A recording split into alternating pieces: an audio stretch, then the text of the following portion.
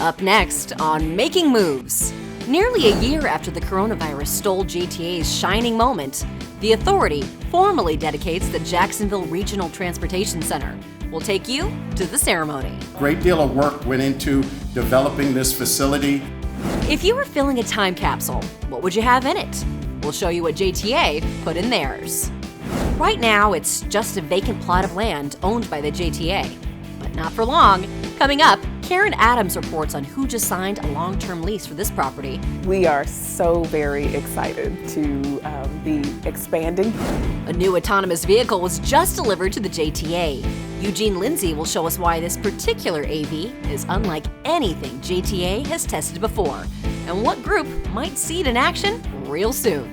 2020 was certainly the year we all want to forget. But just as we look forward to what 2021 has to offer, we'll take one last look at the top 5 JTA stories of 2020.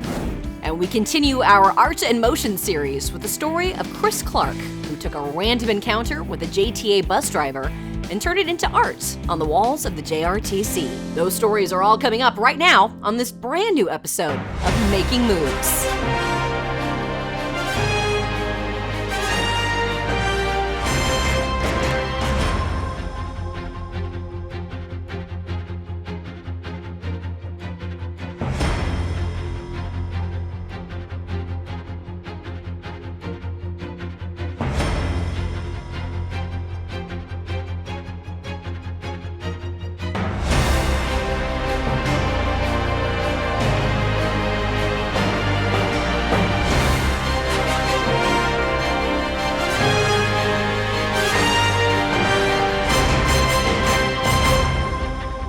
Hello and welcome to Making Moves. I'm Bill Milnes. Glad to have you with us.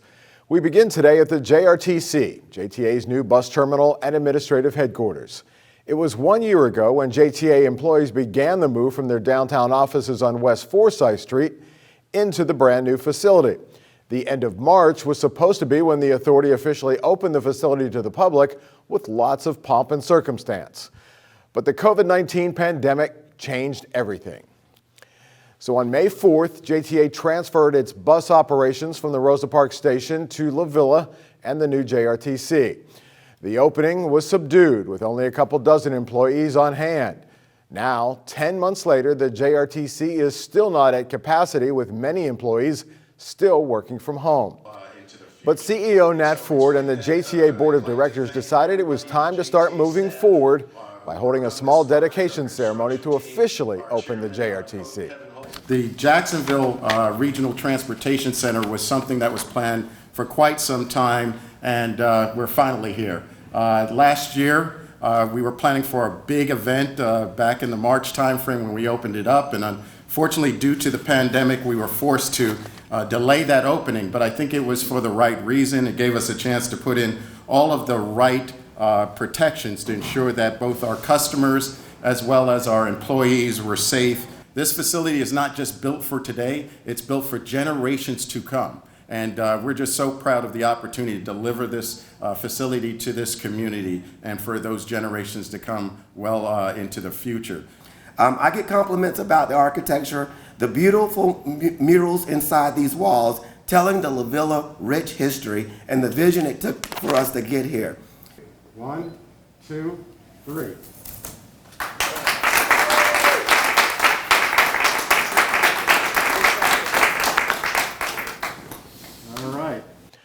The dedication was followed by another ceremony, this one to place a time capsule filled with JTA achievements so that future generations of transportation professionals will know exactly how the JRTC came to be and the successes the agency had accomplished in recent years.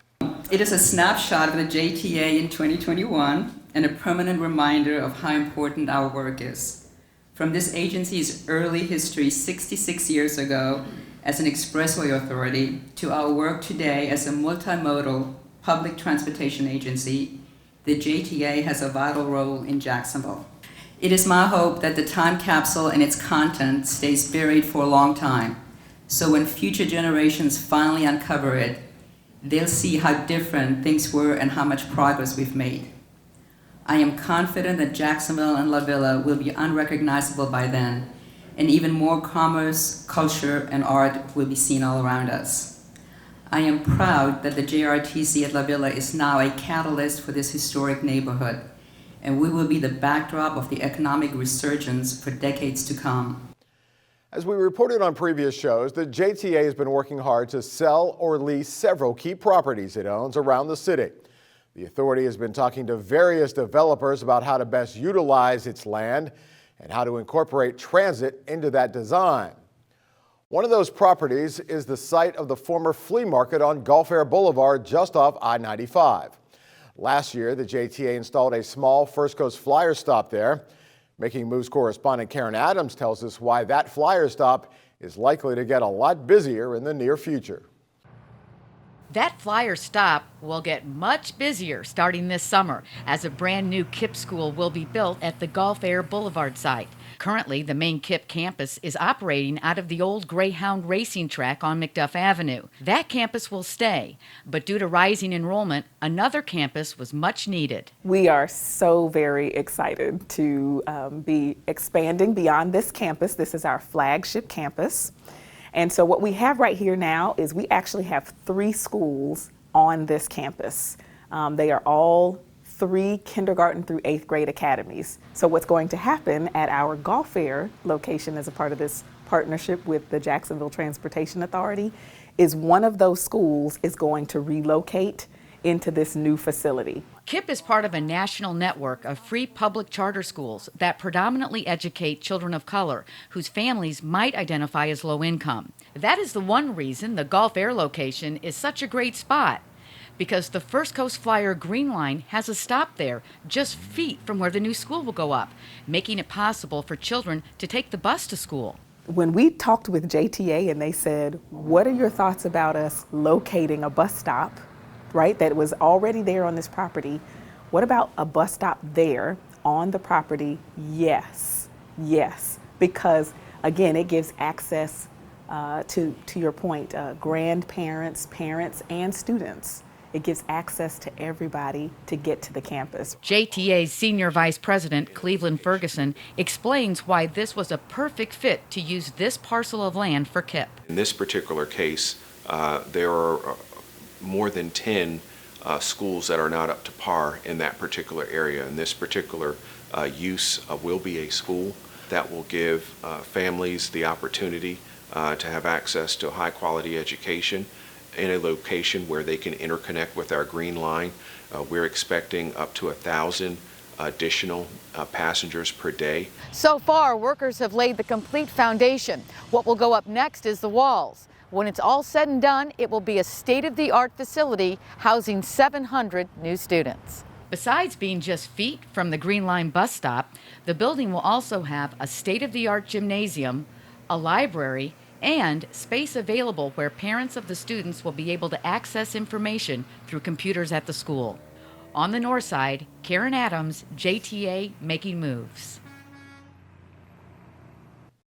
The JTA recently kicked off a small project on 5th Street with a virtual groundbreaking. The project is expected to improve the drainage on 5th Street between Huron Avenue near the Coca-Cola bottling plant and Melson Avenue near the Paxson School for Advanced Studies.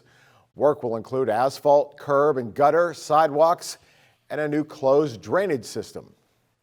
JTA's autonomous vehicle program took another step with the arrival of the EV Star. It's a 14-passenger, fully autonomous paratransit vehicle. Making Moves senior correspondent Eugene Lindsay tells us what JTA hopes to learn from this new vehicle and where and how it might be used. We'll start off operating this vehicle here at Armsdale facility in our private test course. William Fraser, JTA's Director of Automation and Quality Assurance, is leading his staff in reviewing and testing what will someday be a part of the most advanced vehicles in the JTA's transit fleet.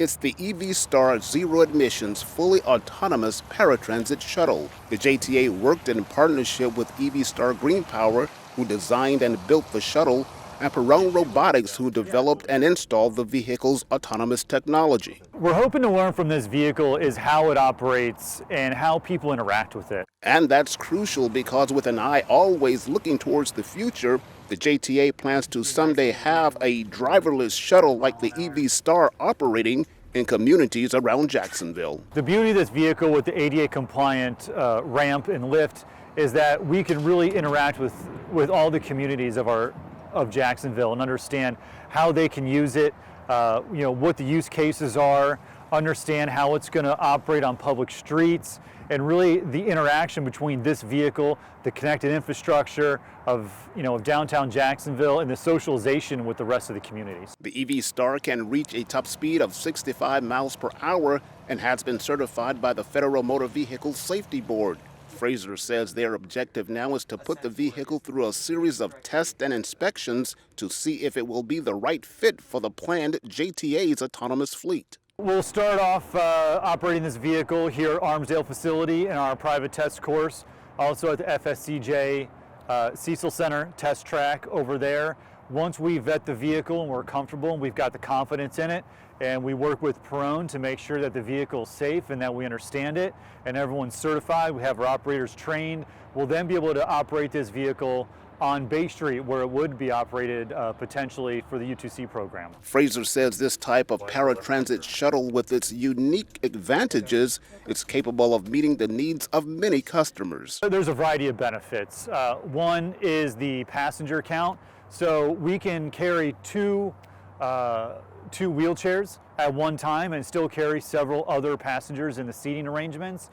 We can carry one wheelchair with a variety of other passengers, or if there's no wheelchairs, we can have up to 14 passengers, not including the driver. And while testing and inspections will take place in a closed, controlled environment, eventually testing will advance to the next level. But also being able to operate this vehicle on the public streets in downtown Jacksonville is really going to give us an understanding of how a vehicle would operate in the real world. In Jacksonville, Eugene Lindsay, JTA Making Moves. Up next on Making Moves. For most of us, 2020 was about as painful as it gets. Global pandemic, economic hardship, political strife. But we're going to take one last look back to show you it wasn't all bad. The top 5 JTA stories of 2020 are coming up next. What do you think will be number 1? Oh no, what happened? Dave. Oh, I got this. Hey, kiddo. Dad.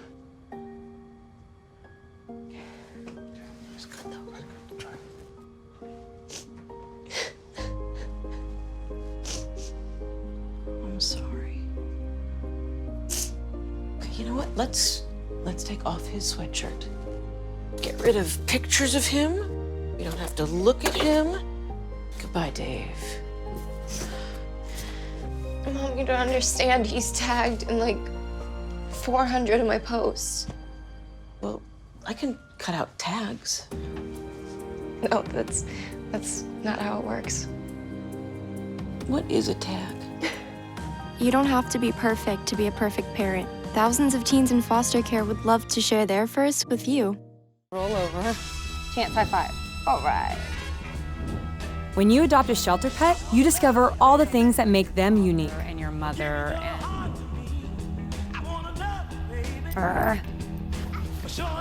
I am totally a hot person. Right, guys? Thanks for being honest. They're a little bit of a lot of things, but they're all pure love. Adopt pure love at theshelterpetproject.org. Jason, let's go see your room.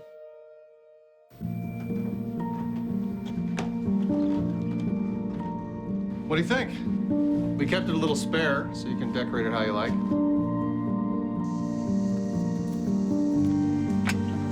Dinner! Go. Excellent. Soccer is fun. Yeah, I saw you guys out there. We're the family. We're the family. Yeah! Oh, I thought you were on my team. Wait,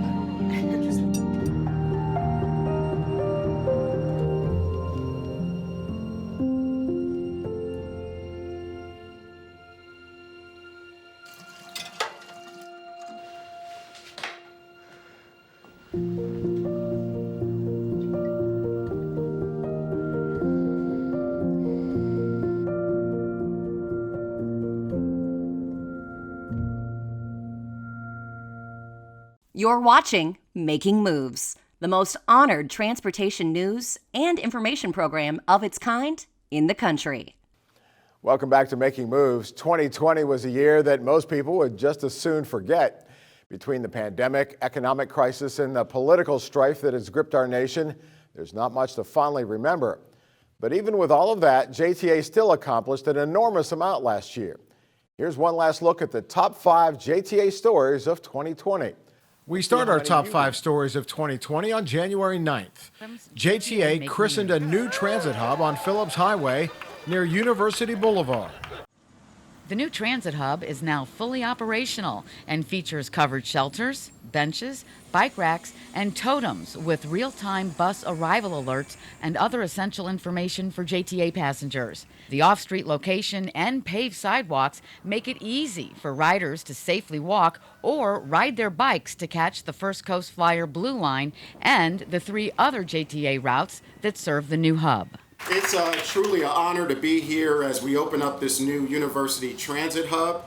This project is another example of how the JTA is helping our community by building world-class transportation infrastructure, improving the quality of life for our citizens. The schedule during peak periods is a bus every 10 minutes, and during this time of the day, it's a bus every 15 minutes, and we're meeting our mark. So it's great to see this project come to fruition in this facility. Our number 4 story of 2020 was our road construction program, which saw 2 major projects completed, including Kernan Boulevard, that finished 6 months early and under budget.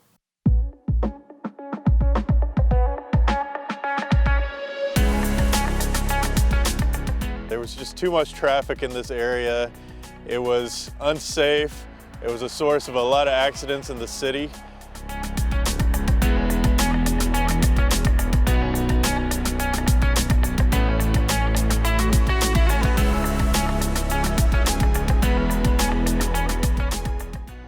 The multi-use path is used by walkers, bikers, a whole host of different physical activities can occur on the multi-use path.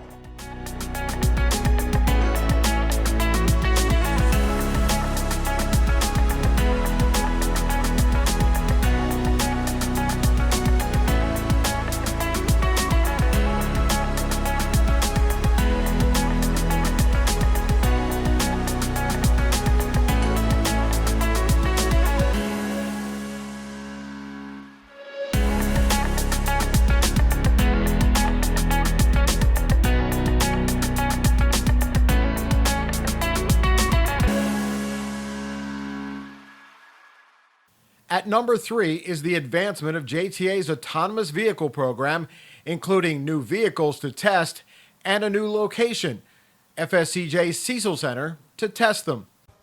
Right now, we're at FSCJ's Cecil Center, and this is where students typically practice to take a CDL exam. But if you take a look, you can see JTA's autonomous vehicle going through. Right now, we're standing in the brand new test track for JTA's Ultimate Urban Circulator. It's not something you see every day, an autonomous vehicle navigating curves on a college campus. But when JTA started looking for a new test track, partnering with FSCJ was a natural fit. So our partnership with FSCJ is kind of a 3-prong approach. Our first is the use of the Cecil Field testing grounds. JTA has been testing AVs for years as part of its Ultimate Urban Circulator program. Most recently, their autonomous shuttles have been transporting COVID-19 samples at Mayo Clinic. Now, JTA will be using FSCJ's commercial driver's license test track at Cecil Center. We're looking at battery life, we're looking at user experience, we're looking at vehicle optics. So from the outside in, what do people see? How does the vehicle interact with the environment? How do the customers on the vehicle feel? Does it accelerate properly? Does it decelerate properly? Does it stop long enough at the stops? All those things we can test. The second part of the new partnership will bring autonomous vehicles to FSCJ campuses. They'll serve as shuttles for students and staff. We're really starting to work towards what are the infrastructure requirements, what type of vehicles are best suited for this type of environment and this type of agile program. You know, it only brings the attractiveness of leveraging innovative and bold technology to kind of help solve some sort of problem on their campus. But additionally, it kind of shows that FSCJ and the JTA have this partnership and kind of moving the needle forward and kind of bringing some of that industry perspective to FSCJ to support, to support the futures. JTA is also looking to the future of who will work on their fleet of autonomous vehicles. The Ultimate Urban Circulator, or U2C, will replace the Skyway in downtown Jacksonville and eventually expand into other areas of Northeast Florida. Any vehicle that's emerging technology, there's going to be a deficiency in a workforce to supply services to those vehicles. Our number 2 story of 2020 was COVID-19.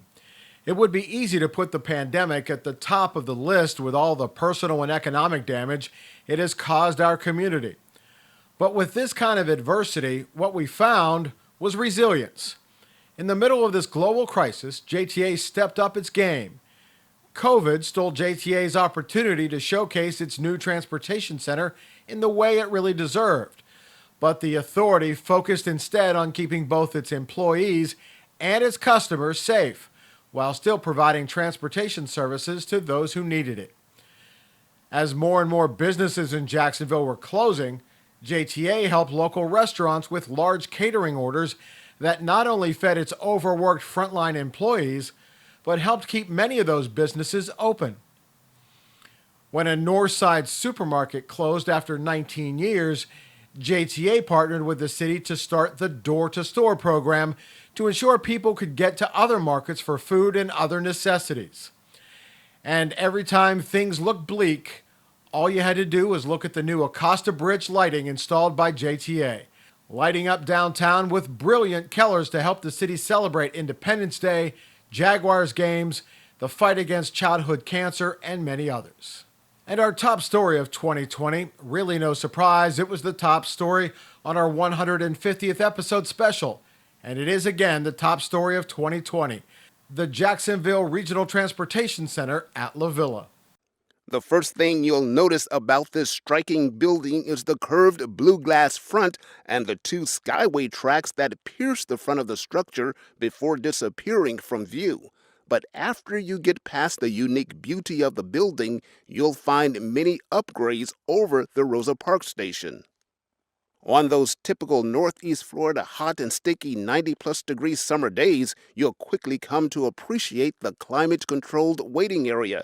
This indoor haven comes complete with hotel-quality restrooms, water fountains with bottle filling stations, ticket vending machines, bus schedules, and right around the corner, several snack machines to tackle your thirst and manage your hunger pangs.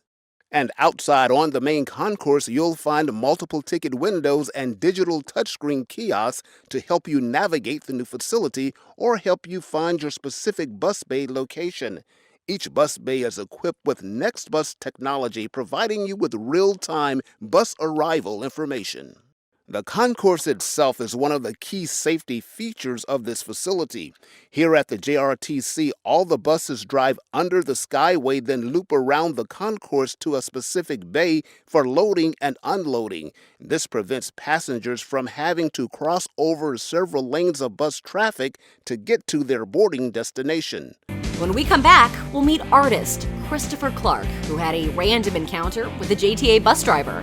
Find out how that meeting ended up with her on his canvas, and then on the walls of the JRTC. That story is up next when our Art in Motion series continues. When I was your age, I was just like you, fascinated by stars.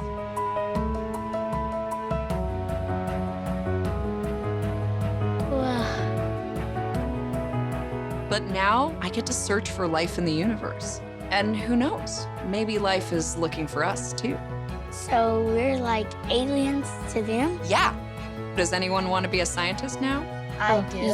Awesome. We need more girls in STEM. Maybe we can find aliens. Hey, Dad. I need your help asking Jessica to prom. Of course. Love is like the ocean. You have to tread the Oh, waters. Dad. That's not the kind of help I needed. Hey, Jessica. Will you go to prom with me? Yes. You don't have to be perfect to be a perfect parent. Thousands of teens in foster care can't wait to share their first with you. I know kids worry about a lot of things. Getting enough food to eat shouldn't be one of them. Through a nationwide network of food banks, Feeding America serves virtually every community in the United States. See how you can help your community. Visit feedingamerica.org. Welcome back to Making Moves. Time now for another installment of our Art in Motion series, where we feature some of the most amazing artwork on display at the JRTC and the artists behind them. Today we feature Christopher Clark, an artist who had a random encounter with a JTA bus driver that inspired a painting now displayed on the wall of the JRTC.